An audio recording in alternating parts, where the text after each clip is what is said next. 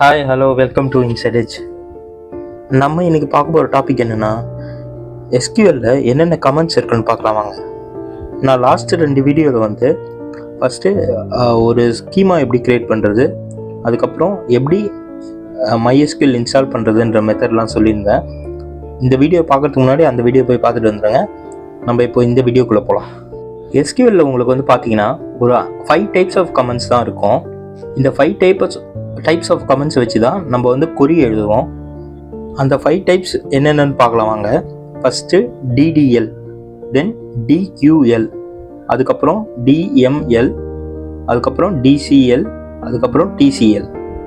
இதில் DDLக்கு data definition லாங்குவேஜ்னு சொல்லுவாங்க, DQLக்கு டேட்டா கொரி லாங்குவேஜ், DMLக்கு டேட்டா மேனிப்புலேஷன் லாங்குவேஜ், DCLக்கு டேட்டா கண்ட்ரோல் லாங்குவேஜ், TCLக்கு டிரான்சாக்ஷன் கண்ட்ரோல் லாங்குவேஜ்.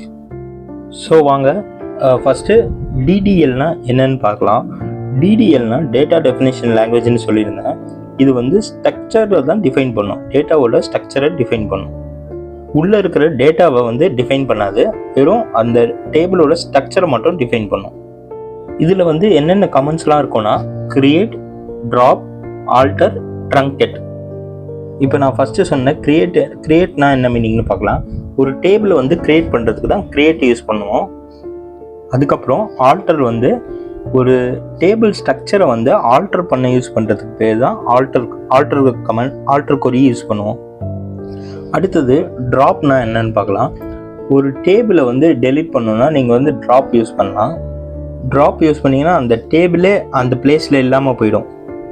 அடுத்தது ட்ரங்கெட் எதுக்குன்னு பார்க்கலாம். ட்ரங்கெட்னா எல்லா டேட்டாவையும் உங்களுக்கு வந்து அந்த டேபிள்லேருந்து ரிமூவ் பண்ணிடும், டேட்டா மொத்தத்தையும். அதுக்கு யூஸ் பண்ணுறது தான் ட்ரங்கெட். இன்னும் உங்களுக்கு அண்டர்ஸ்டாண்ட் ஆகலன்னு நினைக்கிறேன். இப்போ ப்ராக்டிக்கலாக பார்க்கலாம். இப்போ நான் வந்து ஒர்க் பெஞ்சில் இருக்கேன், MySQL ஒர்க் பெஞ்சில். இப்போ வந்து கிரியேட் டேபிள் பண்ணுவோம் ஃபஸ்ட்டு. இதில் நான் வந்து ஃபஸ்ட்டு ஸ்கீமா ஒன்று க்ரியேட் பண்ணிக்கிறேன். ஏன்னா உங்களுக்கு ஸ்கீமா இருந்தால் தான் அது உள்ள டேபிள் க்ரியேட் பண்ண முடியும். அதனால் நான் இங்கே ஒரு ஸ்கீமா ஒன்று க்ரியேட் பண்ணிக்கிறேன். ஸ்கீமா க்ரியேட் பண்ண கிரியேட் டேட்டாபேஸோட நேம் கொடுத்து செமிகோலன் கொடுத்துட்டோன்னா, இப்போது இந்த கொரியை ஃபுல்லாக செலக்ட் பண்ணி நான் அங்கே கொரியை எக்ஸிக்யூட் பண்ணுறேன்.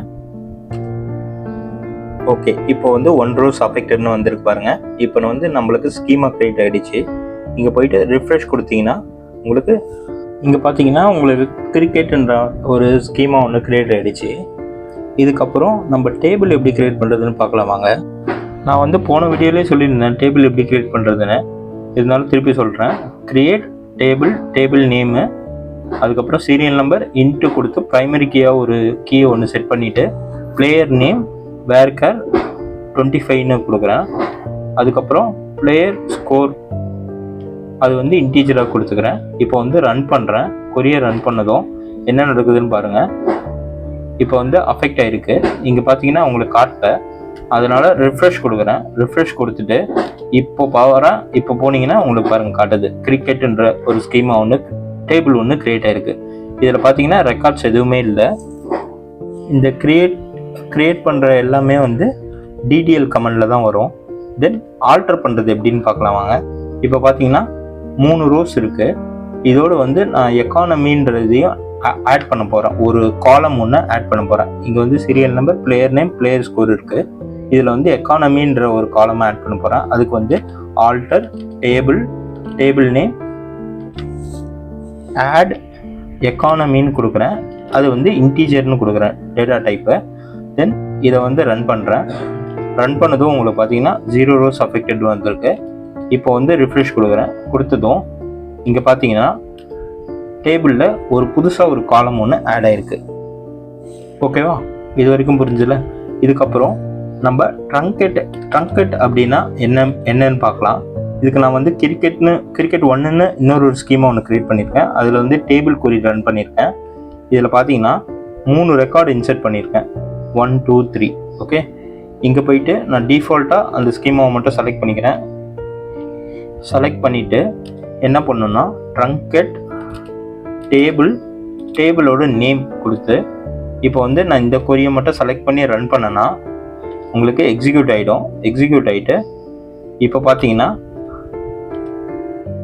எந்த ஒரு ரெக்கார்டும் இருக்காது, எல்லா ரெக்கார்டும் இப்போ போயிடுச்சு. ஓகே, இதுக்கு தான் ட்ரங்கெட் யூஸ் பண்ணுறது. ஓகே, தென் ட்ராப் பார்க்கலாம். ட்ராப் வந்து எதுக்குலாம் இந்த டேபிளையே தூக்கிடும் டோட்டலாக ஓவராலாக. ஓகே, இப்போ வந்து ட்ராப் டேபிள் நேம் கொடுத்து இப்போ நான் இதை எக்ஸிக்யூட் பண்ணுறேன். எக்ஸிக்யூட் பண்ணும்போது என்ன நடக்குதுன்னு பாருங்கள். எக்ஸிக்யூட் ஆகிடுச்சு. இப்போ பார்த்தீங்கன்னா ரிஃப்ரெஷ் கொடுக்குறேன். இப்போது கிரிக்கெட் 1ல் இருந்த டேபிளை காணும். ஓகே, டேபிளை தூக்க ட்ராப்பு, டேபிள் உள்ளே இருக்கிற டேட்டாவை தூக்க ட்ரங்கெட்டு, ஒரு டேபிளை ஆல்டர் பண்ண, அதாவது 3 ரோ இருக்குன்னா எக்ஸ்ட்ராவாக ஒரு ரோ ஆட் பண்ண ஆல்டர் கமாண்ட் யூஸ் பண்ணுவாங்க. தென் கிரியேட் பண்ணுறது உங்களுக்கு தெரியும், கிரியேட் டேபிள். இப்போ வந்து உங்களுக்கு டிடிஎல்னா என்னன்றது புரிஞ்சிருக்கும். நாளைக்கு வந்து நம்ம டிஎம்எல்னா என்னன்றது பார்க்கலாம். டேட்டா மேனிப்புலேஷன் லாங்குவேஜ் அப்படின்னா என்னன்றது பார்க்கலாம். Okay, bye guys. Please subscribe for more videos.